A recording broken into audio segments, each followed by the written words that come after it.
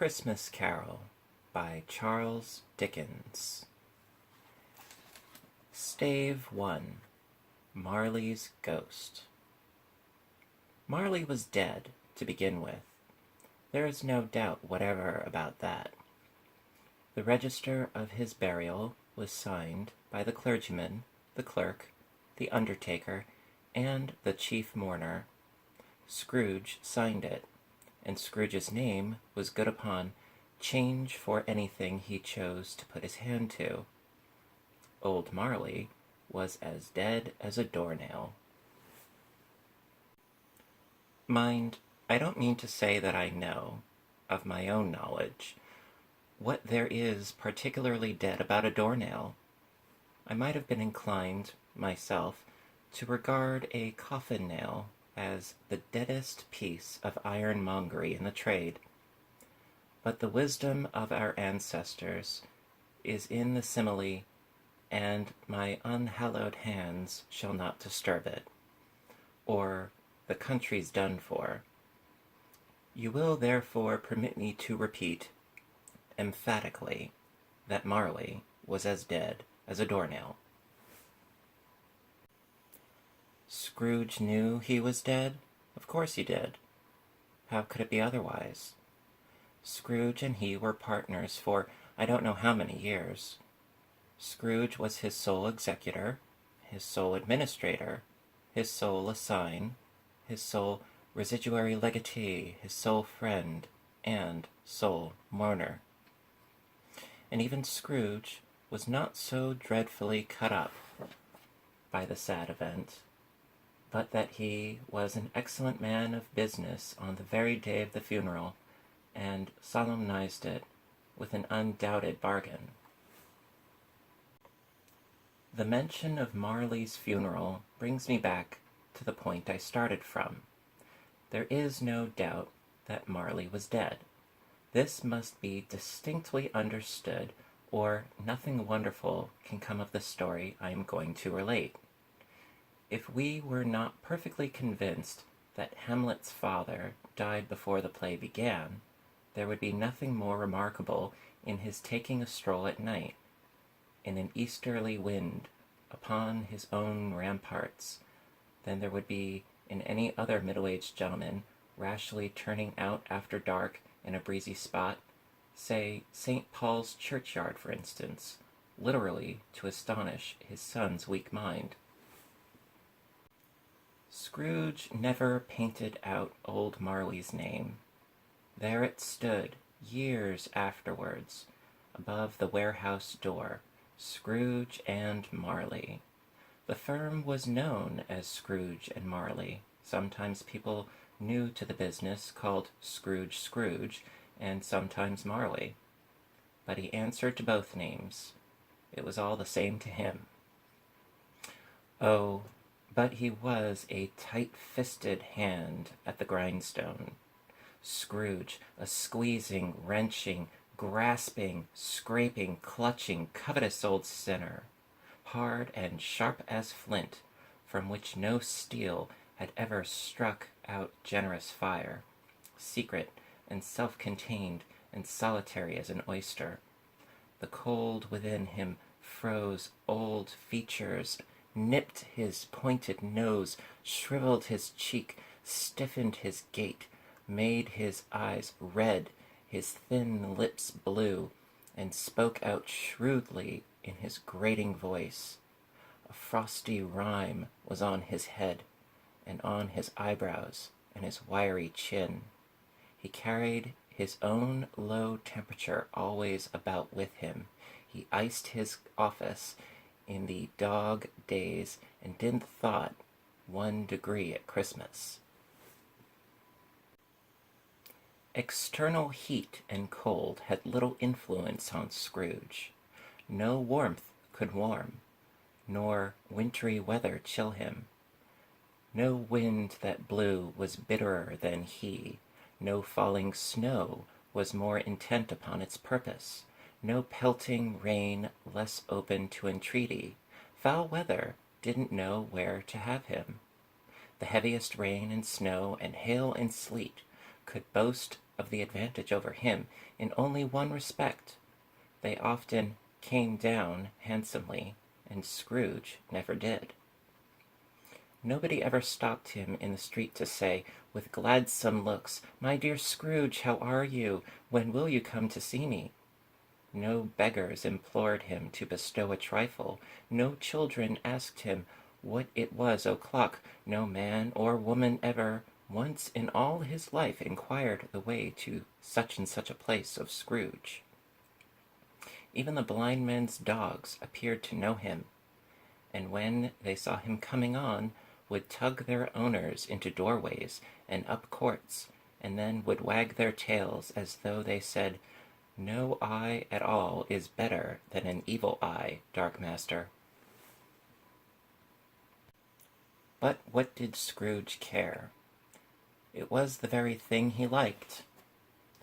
To edge his way along the crowded paths of life, warning all human sympathy to keep its distance, was what the knowing ones call nuts to Scrooge.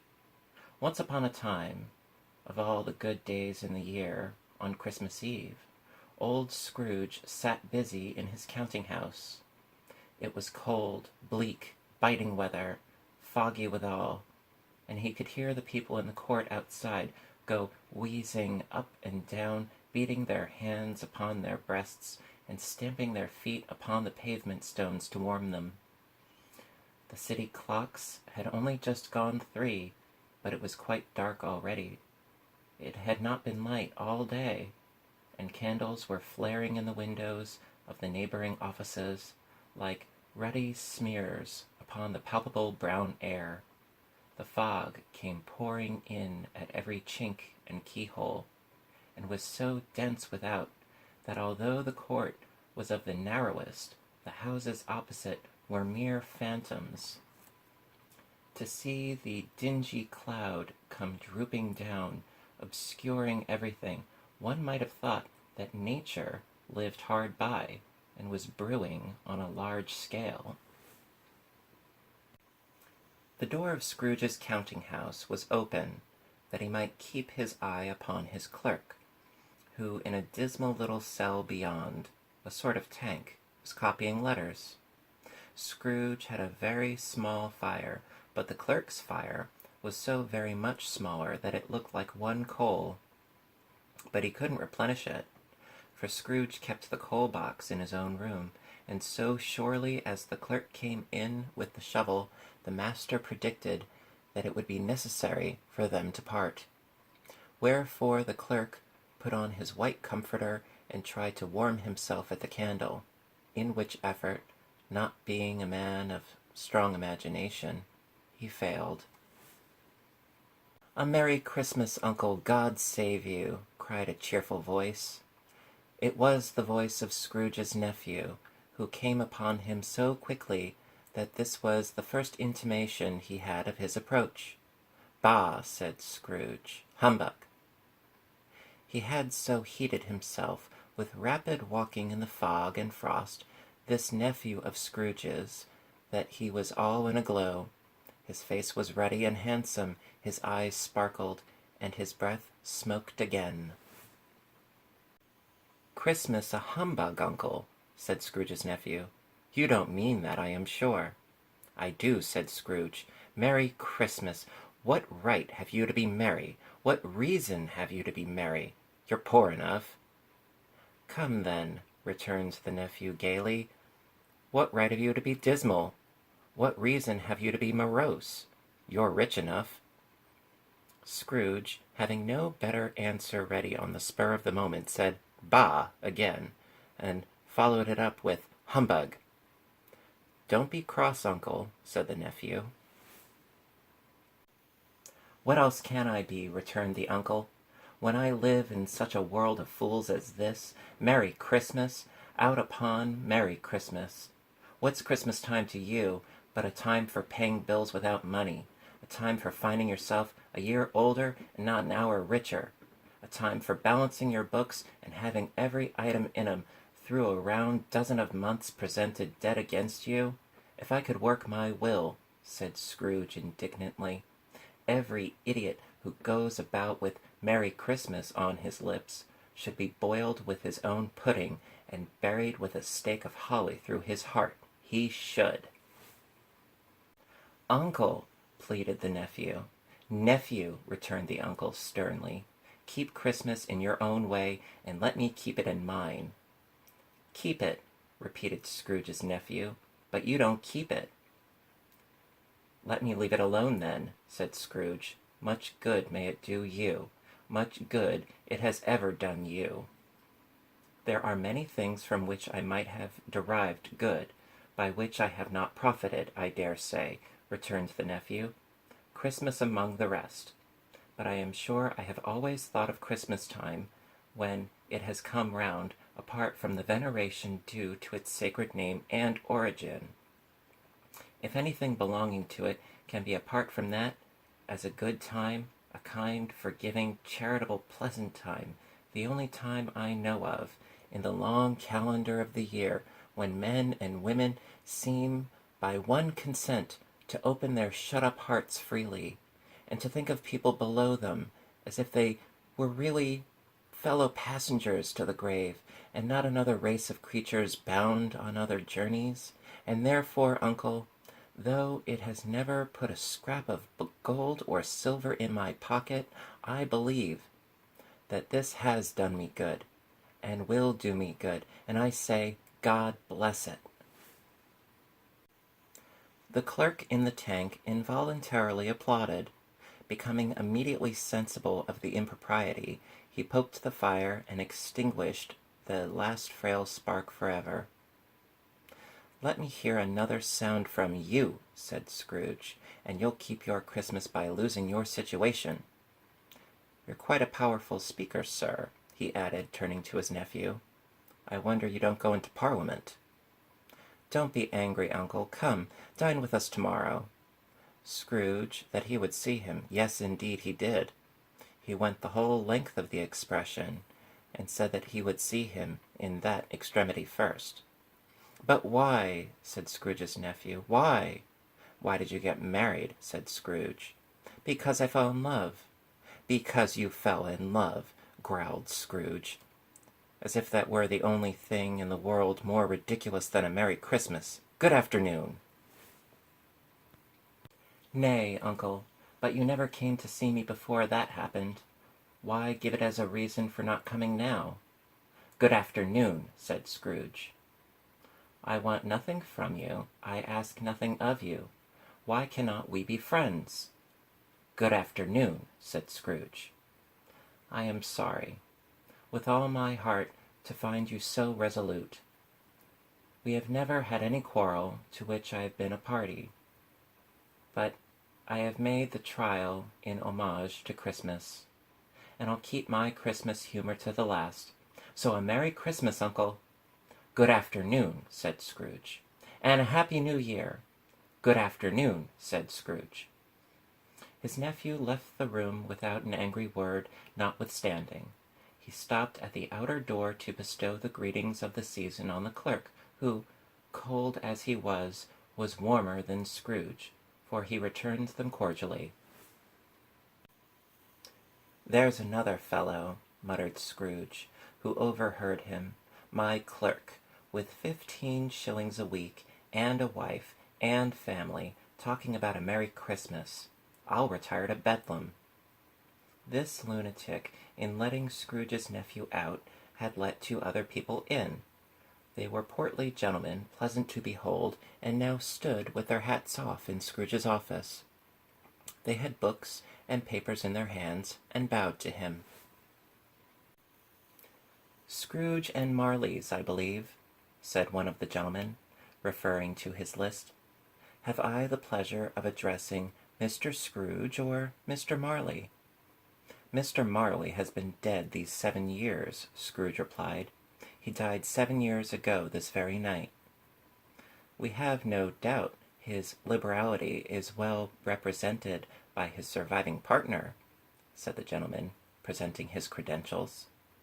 It certainly was, for they had been 2 kindred spirits. At the ominous word liberality, Scrooge frowned and shook his head and handed the credentials back. "At this festive season of the year, Mr. Scrooge," said the gentleman, taking up a pen, "it is more than usually desirable that we should make some slight provision for the poor and destitute, who suffer greatly at the present time. Many thousands are in want of common necessaries. Hundreds of thousands are in want of common comfort, sir." "Are there no prisons?" said Scrooge. "Plenty of prisons," said the gentleman, laying down the pen again. "And the Union workhouses?" demanded Scrooge. "Are they still in operation?" "They are, still," returned the gentleman. "I wish I could say they were not." "The treadmill and the poor law are in full vigor, then?" said Scrooge. "Both very busy, sir." "Oh, I was afraid from what you said at first that something had occurred to stop them in their useful course," said Scrooge. "I'm very glad to hear of it." "Under the impression that they scarcely furnish Christian cheer of mind or body to the multitude," returned the gentleman, "a few of us are endeavoring to raise a fund to buy the poor some meat and drink and means of warmth. We choose this time because it is a time of all others when want is keenly felt and abundance rejoices. What shall I put you down for?" "Nothing," Scrooge replied. "You wish to be anonymous?" "I wish to be left alone," said Scrooge. "Since you ask me what I wish, gentlemen, this is my answer. I don't make merry myself at Christmas, and I can't afford to make idle people merry. I help to support the establishments I have mentioned. They cost enough, and those who are badly off must go there. Many can't go there, and many would rather die." "If they would rather die," said Scrooge, "then they had better do it, and decrease the surplus population. Besides, excuse me, I don't know that." "But you might know it," observed the gentleman. "It's not my business," Scrooge returned. "It's enough for a man to understand his own business, and not to interfere with other people's. Mine occupies me constantly. Good afternoon, gentlemen." Seeing clearly that it would be useless to pursue their point, the gentlemen withdrew. Scrooge resumed his labors with an improved opinion of himself, and in a more facetious temper than was usual of him. Meanwhile, the fog and darkness thickened so that people ran about with flaring lamps, preferring their services to go before horses and carriages, and conduct them on their way. The ancient tower of a church, whose gruff old bell was always peeping slyly down at Scrooge out of a Gothic window in the wall, became visible, and struck the hours and quarters in the clouds, with tremulous vibrations afterwards, as if its teeth were chattering in a frozen head up there. The cold became intense. In the main street, at the corner of the court, some laborers were repairing the gas pipes, and had lighted a great fire in a brazier, round which a party of ragged men and boys were gathered, warming their hands and winking their eyes before the blaze in rapture.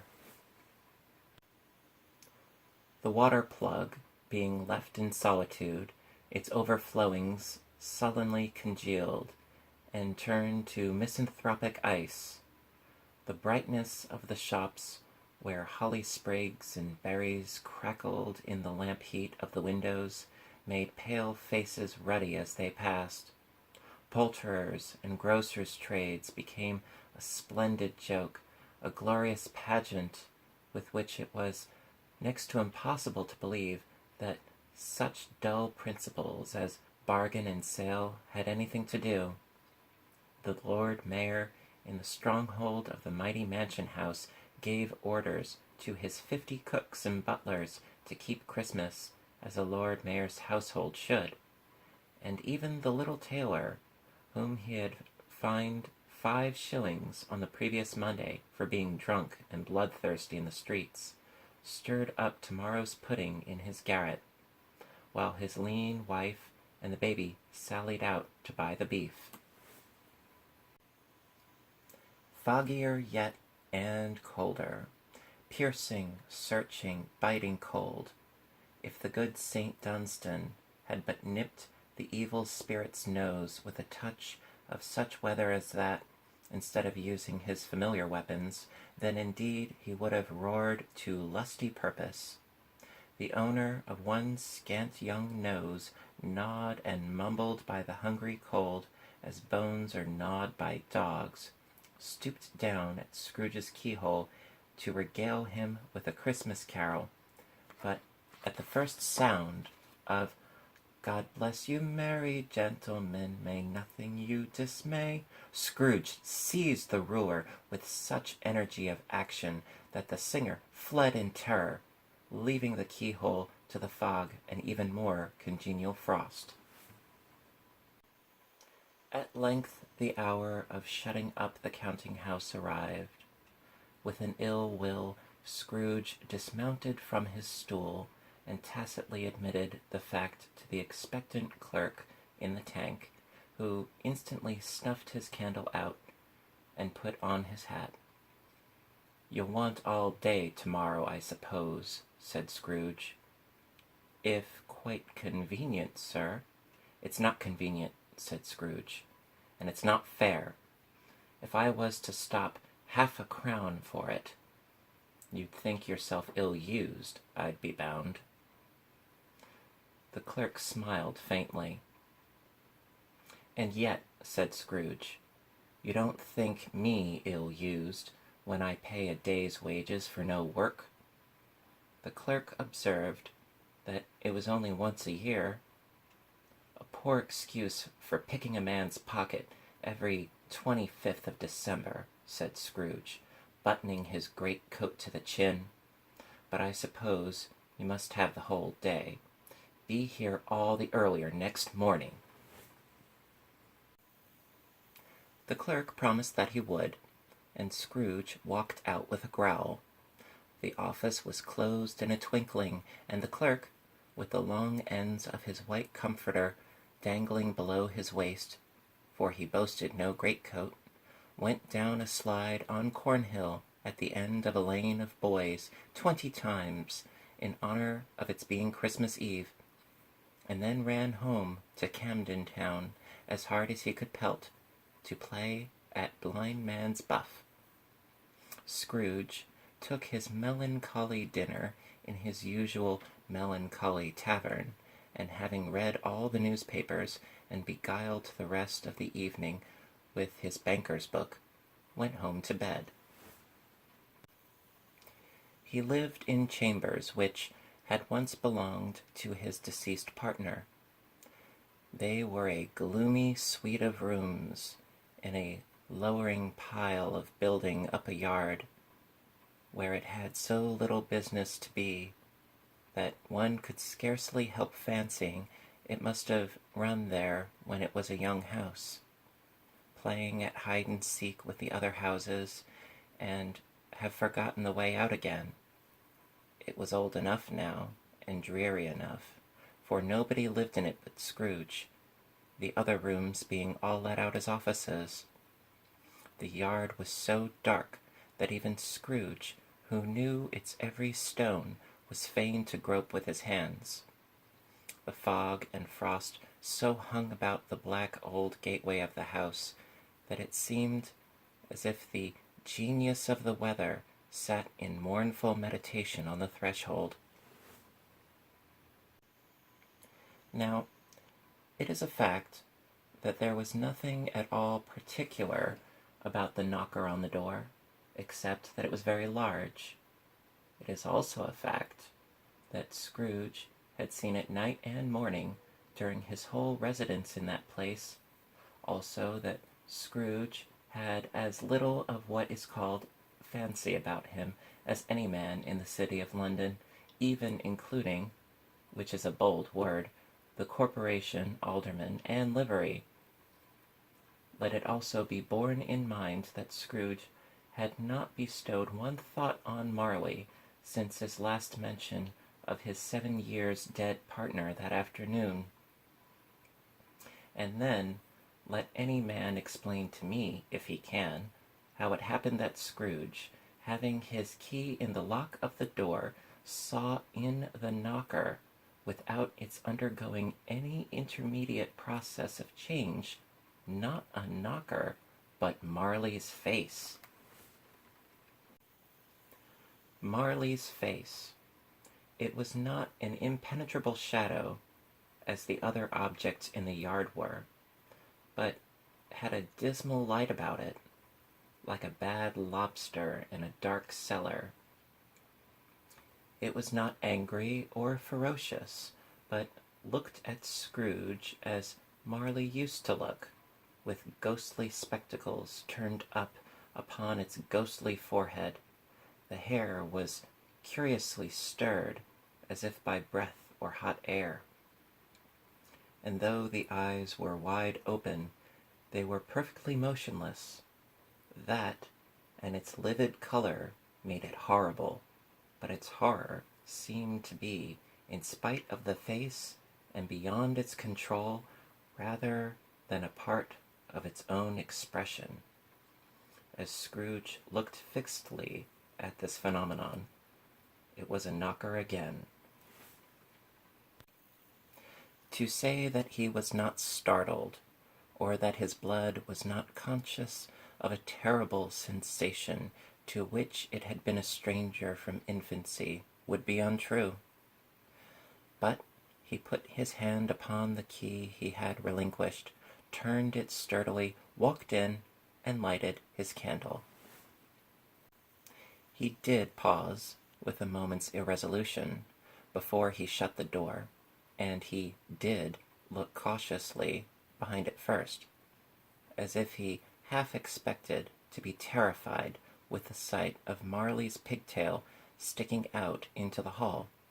But there was nothing on the back of the door, except the screws and nuts that held the knocker on, so he said, "Pooh, pooh," and closed it with a bang. The sound resounded through the house like thunder. Every room above, and every cask in the wines merchant's cellar below, appeared to have a separate peal of echoes of its own.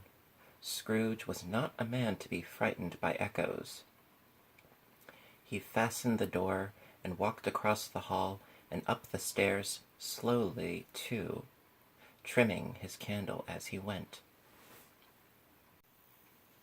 You may talk vaguely about driving a coach and six up a good old flight of stairs, or through a bad young Act of Parliament, but I mean to say you might have got a hearse up that staircase and taken it broadwise, with the splinter bar towards the wall, and the door towards the balustrades, and done it easy. There was plenty of width for that, and room to spare, which is perhaps the reason why Scrooge thought he saw a locomotive hearse going on before him in the gloom. Half a dozen gas lamps out of the street wouldn't have lighted the entry too well, so you may suppose that it was pretty dark with Scrooge's dip. Up Scrooge went, not caring a button for that.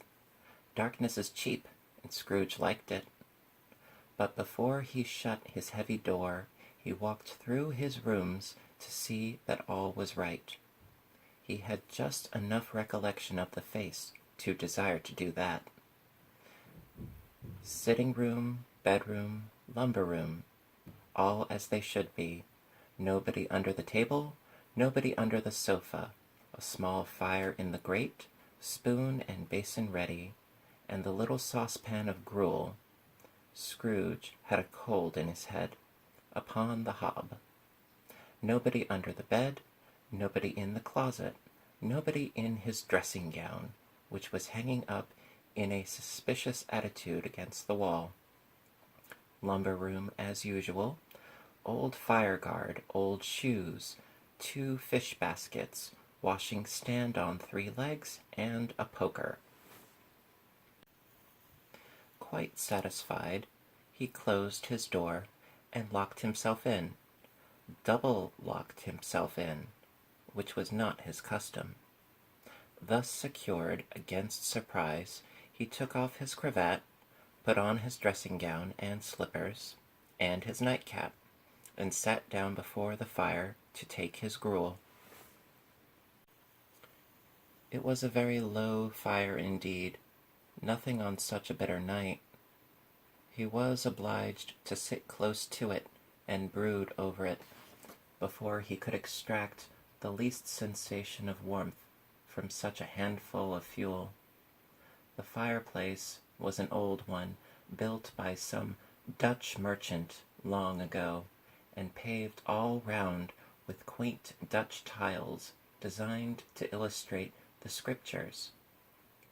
There were Cains and Abels, Pharaoh's daughters, queens of Sheba, angelic messengers descending through the air on clouds like featherbeds, Abraham's, Belshazzar's, apostles, putting off to sea in butter-boats, hundreds of figures to attract his thoughts, and yet that face of Marley, 7 years dead, came like the ancient prophet's rod and swallowed up the whole.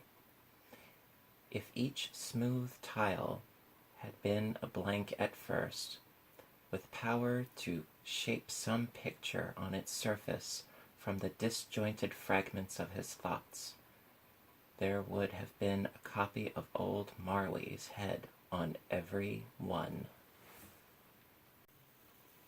"Humbug," said Scrooge, and walked across the room.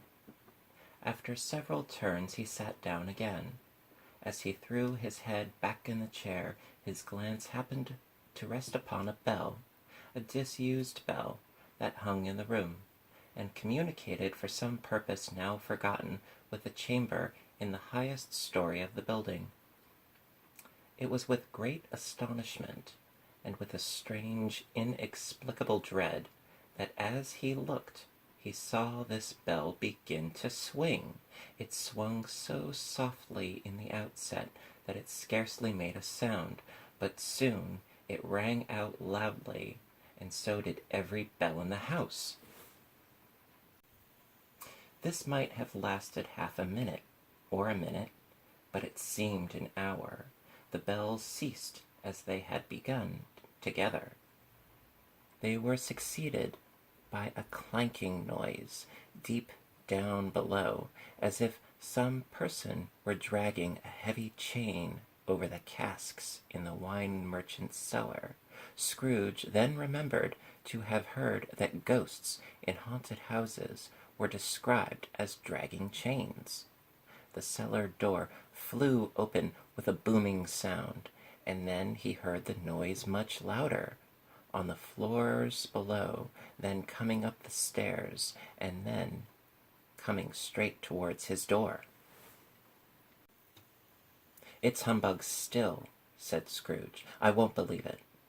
His color changed, though, when, without a pause, it came on through the heavy door, and passed into the room before his eyes.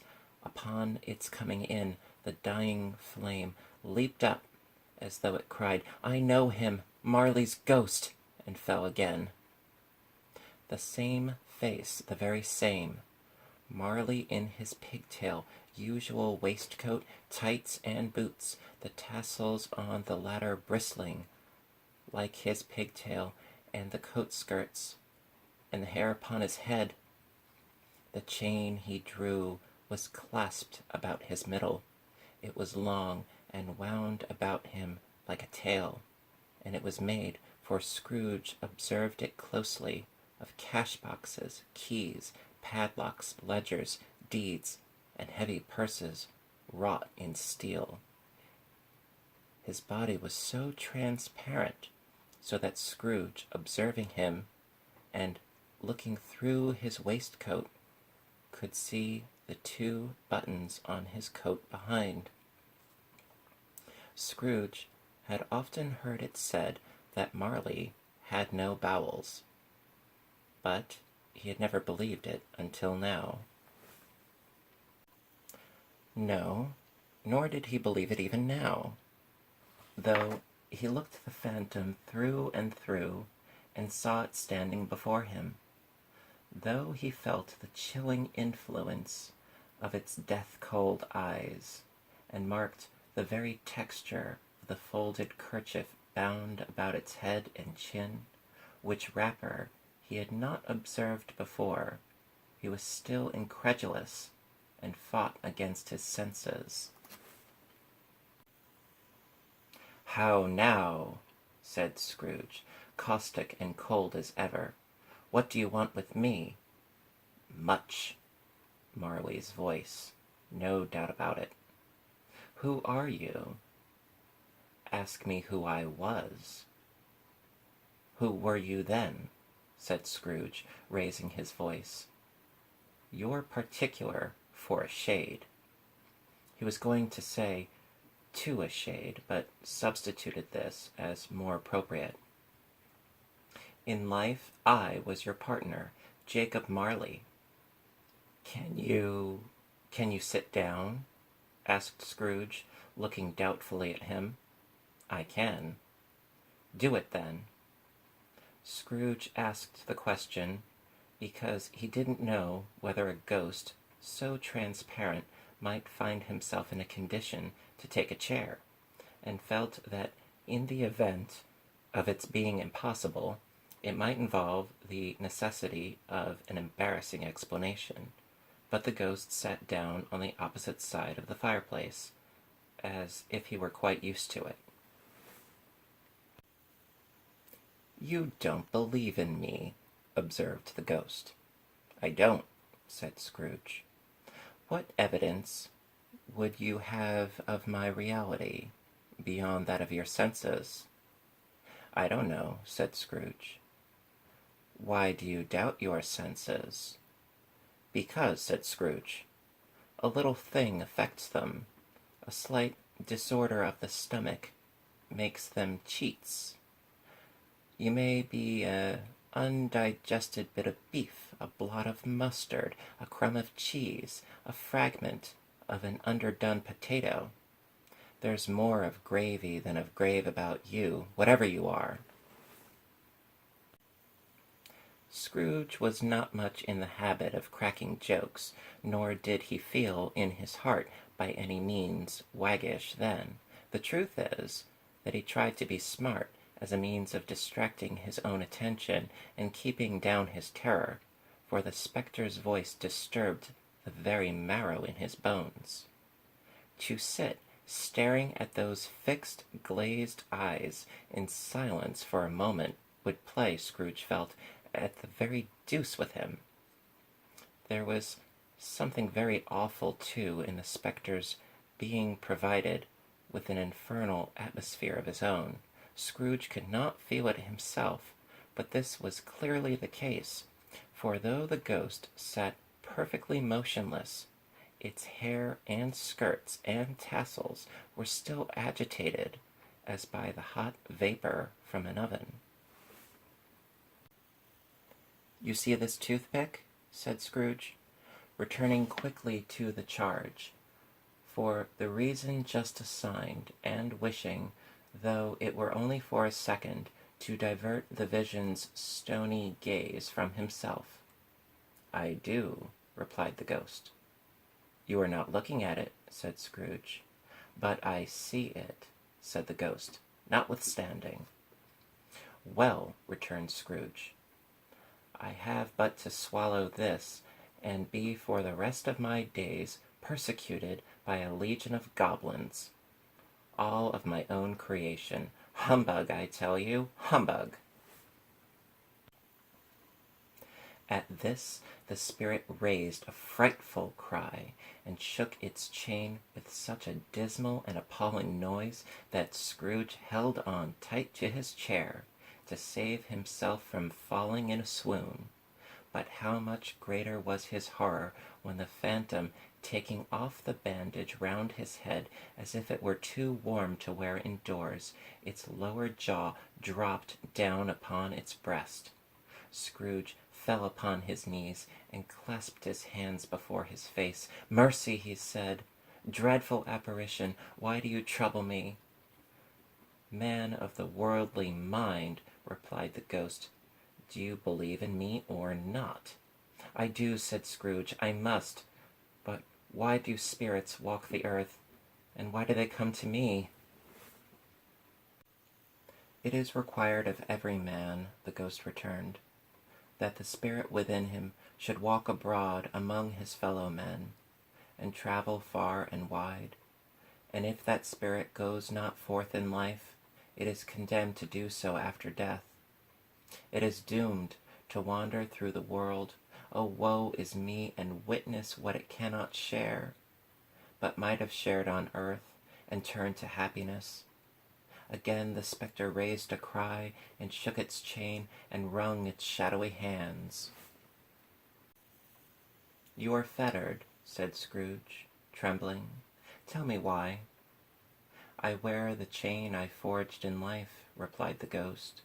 "I made it link by link, and yard by yard. I girded it on of my own free will, and of my own free will I wore it. Is its pattern strange to you?" Scrooge trembled more and more. "Or would you know," pursued the ghost, "the weight and length of the strong coil you bear yourself? It was full, as heavy, and as long as this, 7 Christmas Eves ago. You have labored on it since. It is a ponderous chain." Scrooge glanced about him on the floor, in the expectation of finding himself surrounded by some 50 or 60 fathoms of iron cable, but he could see nothing. "Jacob," he said imploringly, "old Jacob Marley, tell me more. Speak comfort to me, Jacob." "I have none to give," the ghost replied. "It comes from other regions, Ebenezer Scrooge, and is conveyed by other ministers to other kinds of men. Nor can I tell you what I would. A very little more is all permitted to me. I cannot rest. I cannot stay. I cannot linger anywhere. My spirit never walked beyond our counting-house. Mark me! In life, my spirit never roved beyond the narrow limits of our money-changing hole, and weary journeys lie before me." It was a habit with Scrooge, whenever he became thoughtful, to put his hands in his breeches pockets. Pondering on what the ghost had said, he did so now, but without lifting up his eyes or getting off his knees. "You must have been very slow about it, Jacob," Scrooge observed, in a business-like manner, though with humility and deference. "Slow?" the ghost repeated. 7 years dead," mused Scrooge. "And traveling all the time?" "The whole time," said the ghost. "No rest, no peace, incessant torture of remorse." "You travel fast?" said Scrooge. "On the wings of the wind," replied the ghost. "You might have got over a great quantity of ground in 7 years," said Scrooge. The ghost, on hearing this, set up another cry, and clanked its chain so hideously in the dead silence of the night, that the ward would have been justified in indicting it for a nuisance. "Oh, captive, bound, and double-ironed," cried the phantom, "not to know that ages of incessant labor by immortal creatures for this earth must pass into eternity before the good of which it is susceptible is all developed. Not to know that any Christian spirit working kindly in its little sphere whatever it may be, will find its mortal life too short for its vast means of usefulness, not to know that no space of regret can make amends for one life's opportunities misused. Yet such was I, oh, such was I. But you are always a good man of business, Jacob, faltered Scrooge, who now began to apply this to himself. Business, cried the ghost, wringing its hands again. Mankind was my business. The common welfare was my business. Charity, mercy, forbearance, and benevolence were all my business. The dealings of my trade were but a drop of water in the comprehensive ocean of my business. It held up its chain at arm's length, as if that were the cause of all its unavailing grief, and flung it heavily upon the ground again. At this time of the rolling year, the spectre said, I suffer most. Why did I walk through crowds of fellow beings with my eyes turned down, and never raise them to that blessed star which led the wise men to a poor abode? Were there no poor homes to which its light would have conducted me? Scrooge was very much dismayed to hear the spectre going on at this rate, and began to quake exceedingly. Hear me, cried the ghost. My time is nearly gone. I will, said Scrooge, but don't be hard upon me. Don't be flowery, Jacob, pray. How it is that I appear before you in a shape that you can see, I may not tell. I have sat invisible beside you many and many a day. It was not an agreeable idea. Scrooge shivered and wiped the perspiration from his brow. That is no light part of my penance, pursued the ghost. I am here tonight to warn you that you have yet a chance and hope of escaping my fate, a chance and hope of my procuring Ebenezer. You were always a good friend to me, said Scrooge. Thank ye. You will be haunted, resumed the ghost, by 3 spirits. Scrooge's countenance fell almost as low as the ghost's had done. Is that the chance and hope you mentioned, Jacob? He demanded in a faltering voice. It is. I think I'd rather not, said Scrooge. Without their visits, said the ghost, you cannot hope to shun the path I tread. Expect the first tomorrow, when the bell tolls 1. Couldn't I take 'em all at once, and have it over, Jacob? Hinted Scrooge. Expect the second on the next night at the same hour. The third upon the next night, when the last stroke of 12 has ceased to vibrate. Look to see me no more, and look that, for your own sake, you remember what has passed between us. When it had said these words, the spectre took its wrapper from the table and bound it round its head as before. Scrooge knew this by the smart sound its teeth made when the jaws were brought together by the bandage. He ventured to raise his eyes again and found his supernatural visitor confronting him in an erect attitude, with its chain wound over and about its arm. The apparition walked backward from him, and at every step it took, the window raised itself a little, so that when the spectre reached it, it was wide open. It beckoned Scrooge to approach when he did. When they were within 2 paces of each other, Marley's ghost held up its hand, warning him to come no nearer. Scrooge stopped, not so much in obedience as in surprise and fear, for on the raising of the hand he became sensible of confused noises in the air, incoherent sounds of lamentation and regret, wailings inexpressibly sorrowful and self-accusatory.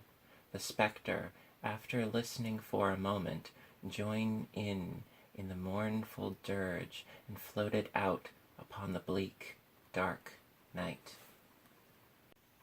Scrooge followed to the window, desperate in his curiosity. He looked out. The air was filled with phantoms, wandering hither and thither in restless haste, and moaning as they went. Every one of them wore chains like Marley's ghost. Some few, they might be guilty governments, were linked together. None were free. Many had been personally known to Scrooge in their lives.